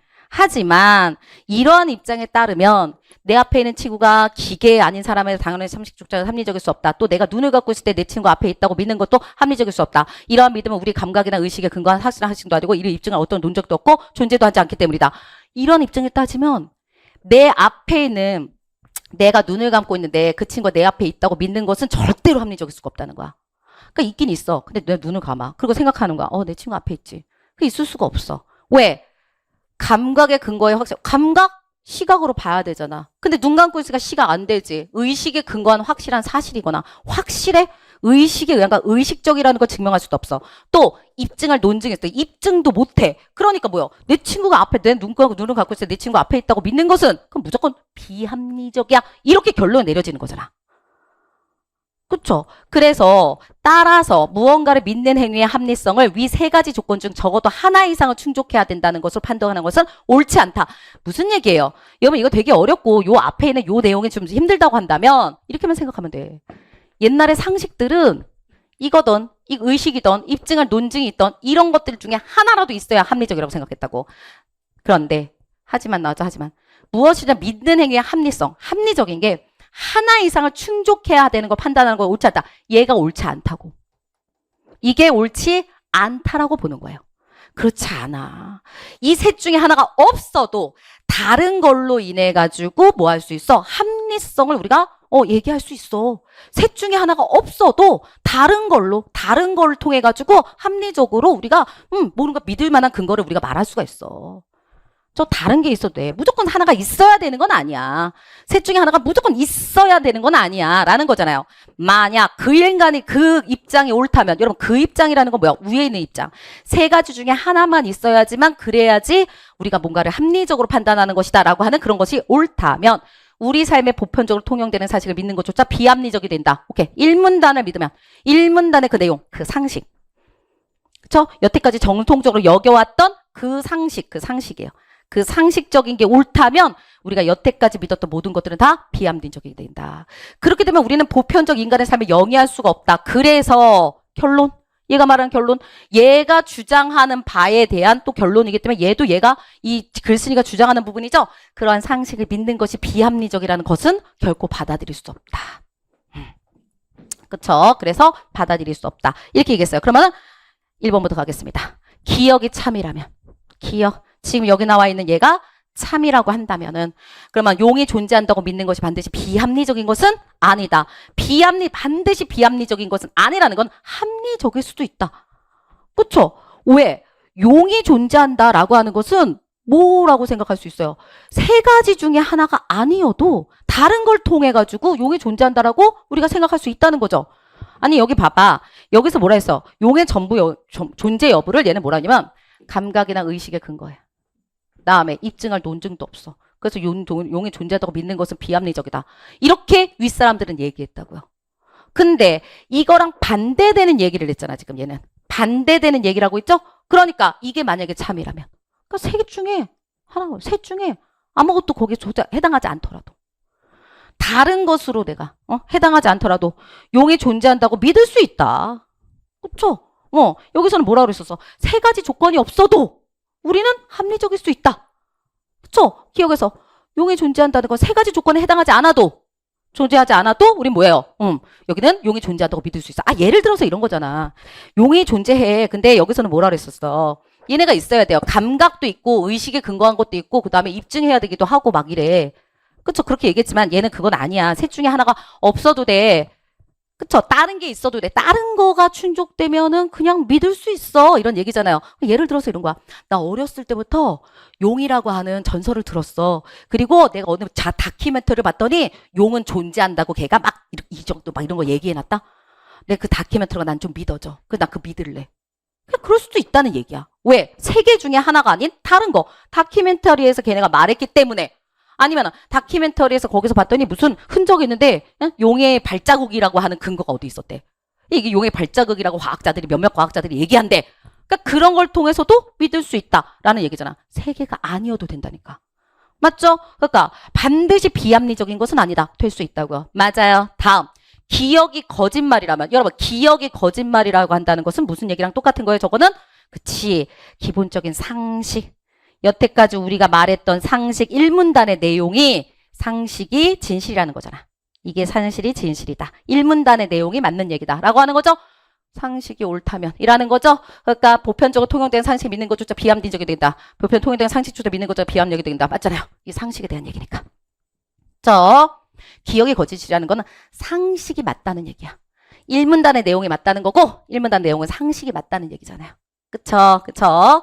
이거는 상식. 그쵸. 이렇게 되기 때문에 맞습니다. 다시요.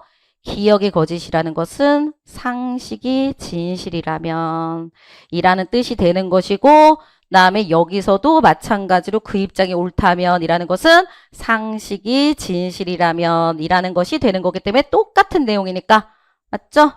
이라면 다시 한번 쓰자. 예쁘게. 이라면 이란 뜻이 되는 거기 때문에 여러분 어떻게 될 수 있다. 똑같은 내용이에요. 그러니까 얘는 맞습니다. 다음에 상식을 믿는 것이 비합리적인 받아들일 수 있다면 비합리적인 것을 받아들일 수 없다. 얘 주장이 이거. 근데 비합리적인 받아들일 수 있다면 이라고 그랬어요. 기억이 약화돼요.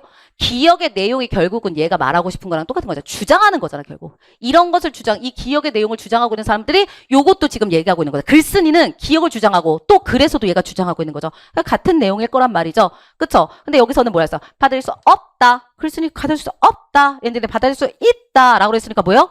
얘는 약화된다. 말할 수 있겠죠. 그쵸? 다음에 4번 가겠습니다. 도깨비의 존재 여부를 입증할 논증이 있고 입증할 수 있대.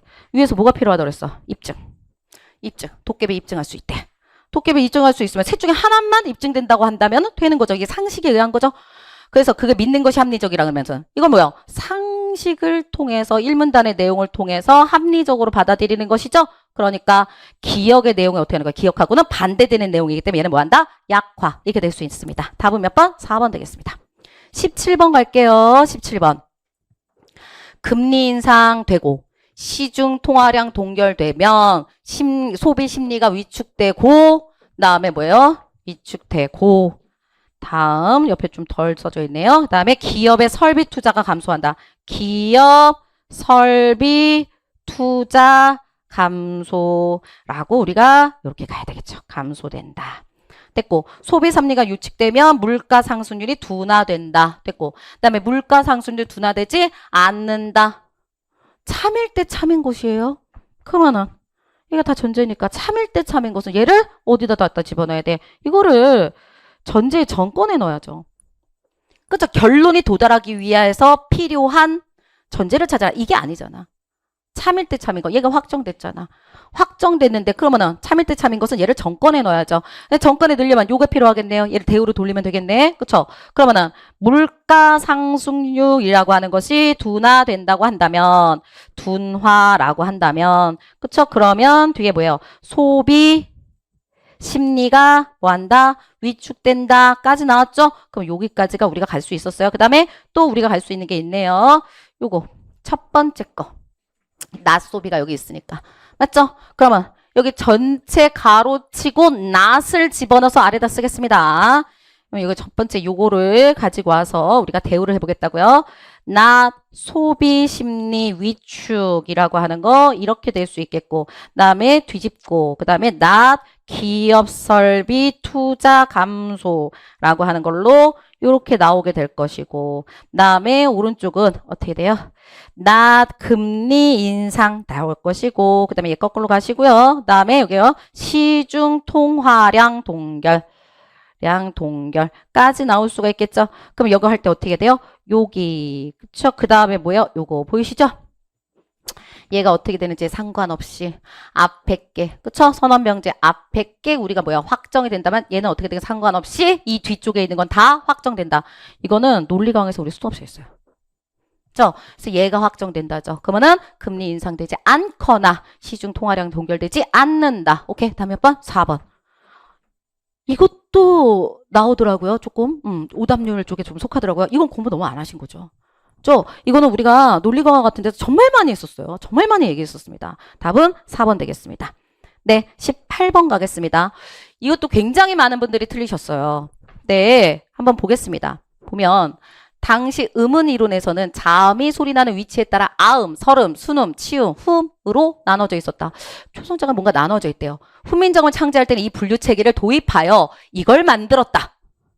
그쵸? 분류체계를 도입해가지고 이런 걸 만들었다. 기본자는 발음기관의 모양을 본뜨는 지금 상형의 원래 정형에서 만들었다. 아음, 기억은 그럼 잘 보세요. 얘가 아음이라고 그랬어요. 그 다음에 설음, 니은은 그럼 뭐야? 얘가 설음이라고 그랬어요. 니은은 설음. 다음에 여기는 순음, 미음은 순음이에요. 나중에 설명하기 위해서 좀 씁니다. 다음에 여기 여기 시옷이죠? 그러면 얘는 뭐야? 치음. 이 치자에서 치음. 이 소리. 이 사이에서 나는 소리. 다음에 얘는 후음이라고 조금 나와 있어요. 후음. 됐어. 다음. 그 다음. 가액의 원리를 적용하였다. 가액의 원리는 각각의 기본적인 획수를 더할수록 그 소리가 세진다는 거잖아. 획수가 더해지면 소리가 세진다. 그죠? 그래서 니은에서 획수가 더하면 디귿이고 그러면 소리가 더 세지고 티읕이 되면 더 세지고 미음에서 이렇게 더 세지고 점점 이쪽으로 갈수록 세어진다는 소리겠죠? 다음 획이 더해져 만들어진 초성자는 기본자의 소리와 유치가 같다. 봐. 획이 더해져서 만들어진 여기서부터 여기까지. 얘네들은 기본자, 이 기본자, 얘네. 그쵸? 기본자와 소리나는 위치가 같다. 그러니까 얘네 셋 다 소리나는 위치가 같아요. 얘네 셋 다 소리나는 위치가 같고 얘네 다 소리나는 위치가 같아요. 다음에 그런데 가획의 원리로 모든 초성자가 설명되는 것은 아니다. 니을은 니은에 다음에 반치음은 시옷에 획을 더하여 만들어졌지만 저 획을 더해서 만들어졌다 이렇게 나왔는데 이거 설명 틀렸어요 이거. 근데 여기 나온 거기 때문에 어떻게 가는데 이거 시옷에서 획을 더했다고 말하지 않고 그냥 이체자로 좀 얘기하거든요. 근데 뭐 나온 대로 그냥 가겠습니다. 획을 더해서 만들어졌지만 소리의 세기와 상관이 없다. 뭐랑 뭐는 니은과 얘네 그 다음에 얘네는 서로 뭐한다? 소리의 세기와 상관이 없다. 나왔어요. 다음 예디응은 아음이지만 중요해요. 얘 아음이래요. 근데 기본자 기역과 글자 모양의 유사성이 거의 없다. 이런 것들을 이체자라고 한다 라고 나와 있어요. 그러면 예디응은 기본자 기역이죠. 기역에서 예디응 나왔다는 소리예요. 여러분들 마음대로 하라는 게 아니야. 이응과 예디응은 달라요. 그죠? 여기 이렇게 위에 꼬랑지가 좀 붙는 거야. 꼭지가 좀 붙는 거거든요. 그러면 얘는 기본자 기역에서부터 이응이 나온 거야. 여기서부터 기본자 여기서부터 요게 나온 거지만 모양의 유사성은 전혀 없다. 이런 뜻이라고요. 그럼 봐봐. 얘는 뭐야? 예디응은 아음이지만 얘 아음이래요, 여러분. 근데 히읗은 여기 히읗 뭐라 그랬어, 우리 아까? 히읗은 이응부터 이렇게 해서 온 게 히읗이죠? 그럼 이응이 뭐라 그랬었어요? 아까 이응 쪽은 뭐였어? 후음이잖아요. 이게 후음 라인이니까 같은 음일 거 아니야. 그럼 얘는 후음이란 말이에요. 얘는 후음. 그러면 여기 나온 걸 통해서 봐야지. 뭐라 그랬었냐면은 이렇게 얘기했잖아요, 지금. 획에 더해져서 만든 것은 기본자와 소리나는 위치가 같다. 기본자하고 그 라인들이 소리나는 위치가 같은 거죠. 같은 라인끼리 소리가 위치가 같은 거죠. 아니, 소리나는 위치가 같은 거죠. 아음과 후음이죠. 위치가 어떻게 같아? 아음끼리 소리나는 위치가 같은 거고 설음끼리 소리나는 위치가 같은 거고 이런 거지. 그러니까 얘네는 소리나는 위치가 같지만 이 예디응이라고 하는 거 요렇게 쓰인 얘는 다르다고요. 그쵸? 그렇기 때문에 얘는 소리나는 위치가 다르다? 맞아요. 그 다음 반치음은 이 모양을 본떠서 여기 이 모양을 본떠 만든 기본자에 획을 더해서 만들어졌다. 여기는 여기요. 시옷에 시옷에 기본자 시옷에 획을 더해서 만들어졌다 라고 그랬으니까 맞습니다. 디귿보다 티읕이 소리가 세고 라고 그랬어요. 이쪽으로 갈수록 소리가 세다고 그랬잖아. 획을 더할수록 소리가 세니까 얘가 제일 세고 피읍보다 비읍이 소리가 약하다. 피읍보다 비읍이 소리 약하다. 이쪽으로 갈수록 센 거니까 얘는 약하겠죠. 맞습니다. 그 다음 훈민정음이 창제될 때 아설 순치 후의 분류체계를 새로 만들었다. 위에 나와 있어요. 새로 만든 거 아닙니다. 도입하여. 기존에 있었던 분류체계를 도입해서 만들었던 거죠. 새로 만든 거 아닙니다. 그렇기 때문에 답은 몇 번 돼요? 얘는 4번 됩니다. 익숙하지 않은 어떤 그 내용, 특히 문법 내용 이쪽에서 여러분들이 많이 틀리시는 것 같아요. 그런 거 앞으로도 만약에 25년 우리 이제 25문제 나왔을 때는 더 요런 쪽으로 가지 않을까 싶어요. 문법을 좀 외우는 거 이런 것보다는 이게 좀 어려운 글로 잘 우리가 일상생활에서 잘 알지 못하는 그런 내용들 이런 거 주고 그 다음에 그거에 맞춰가지고 고르게 하는 이런 문제 유형이 문법에서 많이 생길 거라고 생각하고 있습니다. 네, 답은 4번 됩니다. 19번 가겠습니다. 논지를 강화하는 진술이라고 했어요. 이건 그냥 제가 이렇게 정리하겠습니다. 뭐냐면 우리의 면역체계는 질병을 유발하는 병원체에 적응하는 관점에서 발생한 것이 아니라 좀 뭐라 그랬어요? 공생해온 오랜 친구들이라 불리는 유익한 미생물의 도움으로 발달한 것이다. 우리의 면역체계는 병원체로부터 나타난 게 아니다. 그러니까 병원체 이런 것부터 나타난 것이 아니라 유익한 미생물로부터 발달한 것이다. 다음에 또 쭉 갈게요. 즉 알레르기 질환은 우리의 지나친 위생 습관 때문이 아니다. 알레르기랑 위상 습관이랑 여기 중요해요. 알레르기 질환은 우리의 위생 습관 때문이 아니다. 그러니까 원인이 아니라는 거죠. 그럼 뭐야? 위생 습관. 과 알레르기는 뭐한다? 서로 상관관계가 없어요. 그쵸? 제가 이렇게 썼어요. 얘네 둘은 서로 상관관계가 없어요. 상관관계가 없다. 기존에 크게 써놨던 걸로 그냥 이렇게 보여드리면 될 것 같아요. 상관관계가 없어요. 그쵸? 그럼 뭐랑 상관관계가 있느냐? 이거는 상관관계가 있다고. 자연과 격리된 도시생활은 우리가 미생물에 놓치지 못해. 유익한 미생물에 노출되지 못하게 해. 그래서 알레르기 질환이 일어나는 것이다. 그러니까 자연과 격리돼서 그래서 우리가 어떤 거? 유익한 미생물. 이것도 쓰자. 유익한 미생물이라는 거에 노출되지 못해. 그래서 만들어지는 게 알레르기야. 그쵸? 그러면 얘를 좀 바꿔가지고 우리가 뭐라 하냐면 자연과 격리되지 않고 뭐요? 자연과 좀 더 우리가 친숙해져. 자연과 좀 더 가까워져. 가까워짐이라고 한다면. 그래서 가까워져서 유익한 미생물에 우리가 노출이 만약에 될 수가 있어. 미생물에 만약에 노출이 돼. 그러면 어떻게 될 거예요? 알레르기는 많이 안 나타나겠지. 그쵸? 이거는 없을 것이다. 이렇게 갈 수 있겠죠. 맞죠? 요게 기준 가장 핵심이 되는 내용입니다. 그러면 여기 내용을 볼게요. 자연과 격리된 도시에서 개인 위생용품 소비량이 증가할수록 알레르기 질환이 나온다. 여러분 우리는 뭐야? 위생하고는 관련이 없다고 그랬잖아. 지금 얘 뭐하러 그랬어? 강화잖아요. 강화.